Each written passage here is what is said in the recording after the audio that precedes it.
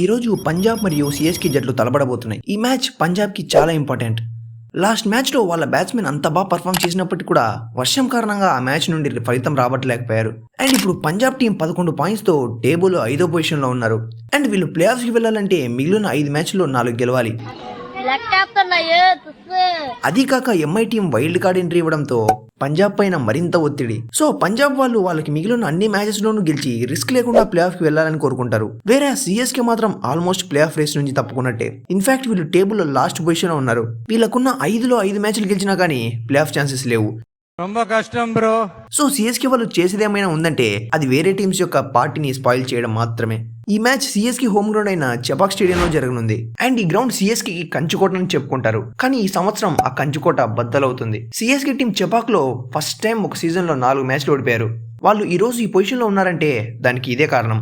ఇప్పుడు రెండు టీమ్స్ యొక్క ప్లేయింగ్ 11 చూసుకుంటే సిఎస్కే వాళ్ళు లాస్ట్ మ్యాచ్ ప్లేయింగ్ 11 తో వస్తేనే బాగుంటుంది. ఇప్పుడిప్పుడే యంగ్స్టర్స్ వల్ల వాళ్ళ ప్లేయింగ్ 11 సెట్ అవ్వడం స్టార్ట్ అయింది. సో ఏమైనా ఎక్స్ట్రా స్పిన్ ఆప్షన్ కావాలి అనుకుంటే కూడా ప్లేస్ లో అశ్విని తీసుకురావచ్చు. అండ్ పంజాబ్ ప్లేయింగ్ 11 అయితే పెద్దగా సమస్యలు ఏమీ లేవు. లాస్ట్ మ్యాచ్ లో మ్యాక్స్వెల్ ఆడాడు, కానీ ఈ మ్యాచ్ కి తన స్థానంలో స్టోనీస్ ని తీసుకురావచ్చు.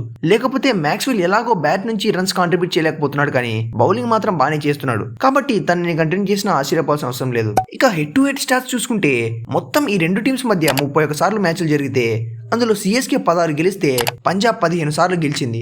ఓవరాల్ గా సిఎస్కే ఒక్క మ్యాచ్ ఎక్కువ గెలిచినప్పటికీ కూడా లాస్ట్ గా జరిగిన 7 మ్యాచ్ల్లో సిఎస్కేని పంజాబ్ ఏకంగా 6 సార్లు ఓడించింది. సో ప్రాక్టికల్లీ పంజాబ్ కి కాస్త పైచే ఉండవచ్చు. ఇక రీసెంట్ ఫామ్ చూసుకున్న పంజాబ్ కే బాగుంది. సిఎస్కే తో కంపేర్ చేసుకుంటే పంజాబ్ దగ్గర మోర్ బ్యాలెన్స్డ్ స్క్వాడ్ ఉంది. వేరే సిఎస్కే టీం మాత్రం ఈ సంవత్సరం చితికెలు పడుతుంది. నిజం చెప్పాలంటే సిఎస్కే లో మ్యాచ్లు గెలిపించే ప్లేయర్స్ ఎవరు లేరు. అది కాక ఈ ఇయర్ వీళ్ళకి టీం ఫార్మేషన్ కూడా సరిగా కుదరలేదు. దీని కారణంగానే వీళ్ళు టేబుల్ లాస్ట్ పొజిషన్ లో ఉన్నారు. ఇక ఈ మ్యాచ్ జరిగేది చెపాక్ గ్రౌండ్ లో కాబట్టి భారీ స్కోర్లు అయితే చూసేందుకు చాలా తక్కువ అవకాశం. ఈ పిచ్ లో 170-180 అనేది ఒక పార్ స్కోర్. ఇనిషియల్ ఓవర్స్ లో పేసర్స్ కి కాస్త హెల్ప్ ఉండొచ్చేమో, కానీ గేమ్ ప్రోగ్రెస్ అయ్యే కొద్దీ స్పిన్నర్సే డామినేట్ చేస్తారు. ఇక టాస్ గెలిచిన కెప్టెన్ ఏది చేస్తాడని కూడా కాస్త కన్ఫ్యూజన్. సెకండ్ హాఫ్ లో డ్యూ వచ్చినప్పటికీ కూడా బౌలర్స్ కి హెల్ప్ అనేది ఉంటుంది. మనం లాస్ట్ మ్యాచ్ లో ఎస్ఆర్హెచ్ కి అగెనిస్ట్ గా కూడా చూసాం. ఆ రోజు ఎస్ఆర్హెచ్ చేస్ చేస్తున్నప్పుడు కూడా హెవీగా డ్యూ వచ్చింది. అయినా కానీ బ్యాట్స్మెన్ కి ఏమంత ఈజీగా లేదు. అండ్ సిఎస్కే రికార్డ్ చూసుకున్నా వాళ్ళు 175+ టార్గెట్ ని చేస్ చేయలేకపోతున్నారు. కాబట్టి శ్రేయర్ టాస్ గెలిస్తే మేబీ ఫస్ట్ బ్యాటింగ్ చేసేందుకే ఎక్కువ అవకాశాలు ఉన్నాయి. ఇక ఈ రెండు టీమ్స్ నుండి నేను పర్సనల్ గా అనుకుంటున్న ఎక్స్ ఫ్యాక్టర్స్ అయితే ప్రియాంష్ ఆర్య మరియు ఆయుష్ మహత్రే. ఈ ఇద్దరు యంగ్స్టర్స్ కూడా ఓపెనర్సే. మెయిన్ గా ప్రియాంష్ ఆర్య చాలా మంచి ఫామ్ లో ఉన్నాడు. అది కాక ఈ ఇయరే సిఎస్కే తో ఆడిన మ్యాచ్ లో ఏకంగా సెంచరీ స్కోర్ చేశాడు.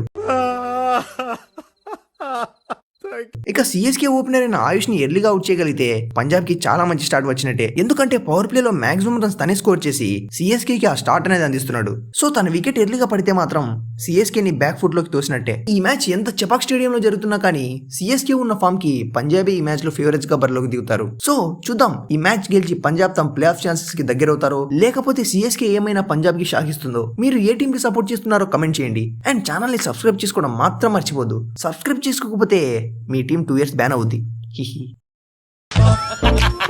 ఇప్పుడు చూడు వాడికి టెన్షన్.